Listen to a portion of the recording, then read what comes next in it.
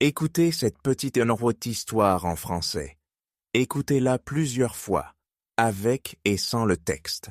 Lisez la description pour trouver du vocabulaire utile. Commençons. Sophie est une jeune femme de 24 ans. Elle vit à Paris et travaille comme photographe. Elle veut y prendre des photos de la ville et des gens. Tous les matins, Sophie va dans un petit café à Montmartre. C'est un endroit calme, avec une belle vue sur la basilique du Sacré-Cœur. Un jour, Sophie s'assoit à sa table habituelle, près de la fenêtre. Elle voit un jeune homme assis seul à une autre table. Il a environ 26 ans, avec des cheveux bruns et un grand sourire. Il lit un livre, mais il lève les yeux et regarde Sophie. Sophie se sent un peu timide, mais elle lui sourit. Le jeune homme lui sourit aussi, puis il se lève et vient vers elle. « Bonjour, dit-il doucement. Je m'appelle Julien. Est-ce que je peux m'asseoir ici ?» Sophie est surprise, mais elle accepte. « Bien sûr, je m'appelle Sophie. » Julien s'assoit et ils commencent à parler. Ils discutent de leur travail, de Paris et de la météo. La conversation est agréable. Julien lui raconte qu'il est écrivain. Il travaille sur son premier livre. « C'est une histoire d'amour, » dit-il en souriant, « mais je ne sais pas comment la finir. » Sophie rit. « Peut-être que tu peux t'inspirer de la réalité ?» Julien hoche la tête. « Oui, tu as raison. Parfois, la vraie vie est plus intéressante que les histoires. » Ils parlent pendant des heures, et ils oublient presque l'heure. Finalement, Julien regarde sa montre. « Je dois partir, j'ai une réunion cet après-midi. Mais j'ai aimé te rencontrer, Sophie. »« Moi aussi, Julien, » répond Sophie en souriant. « On pourrait se revoir ?» Julien sort un petit carnet de sa poche et écrit son numéro. « Oui, envoie-moi un message quand tu veux. » Les jours passent, et Sophie pense souvent à Julien. Elle est laissée curieuse de le revoir. Un soir, elle lui envoie un message. « Salut Julien, veux-tu qu'on se retrouve au café demain matin ?» Julien répond vite. « Avec plaisir. À demain, 10 heures ?»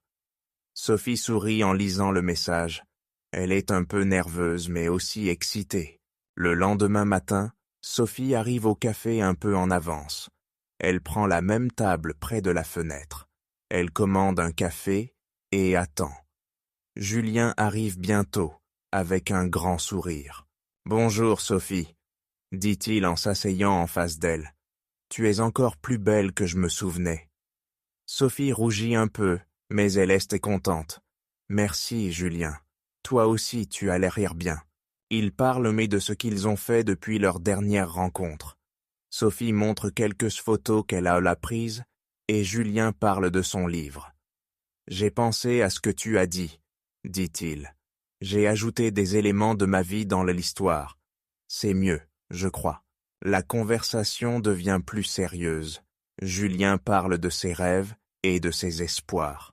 Sophie se sent de plus en plus proche de lui. Ils rient ensemble et se regardent avec intensité. Après un moment, Julien propose une promenade. « Montmartre est beau en ce moment. Viens, je vais te montrer un endroit spécial. » Sophie accepte. Ils marchent dans les rues de Montmartre, puis Julien s'arrête devant une petite porte en bois. « C'est ici que je viens pour penser, » explique-t-il. « C'est un secret. » Le jardin derrière la porte est magnifique. Sophie est émerveillée. « Merci Julien, c'est vraiment beau. » Il s'assoit sur un banc et le silence est agréable. Sophie regarde Julien et l'embrasse. Julien est surpris, mais il lui rend son baiser. Ils restent un moment, heureux. Quand ils se séparent, Julien lui prend la main. « Sophie, je pense souvent à toi. Je crois que je suis en train de tomber amoureux de toi. » Sophie sent son cœur battre plus vite. « Moi aussi, Julien, » murmure-t-elle. « Moi aussi. » Il se sourit, sachant qu'il commence quelque chose de spécial. Le soleil se couche et ils décident de rentrer.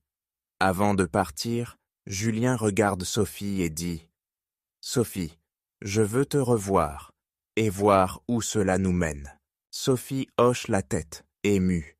« Moi aussi, Julien, je veux vivre cette aventure avec toi. » Ils se quittent, mais avec la promesse de se revoir bientôt.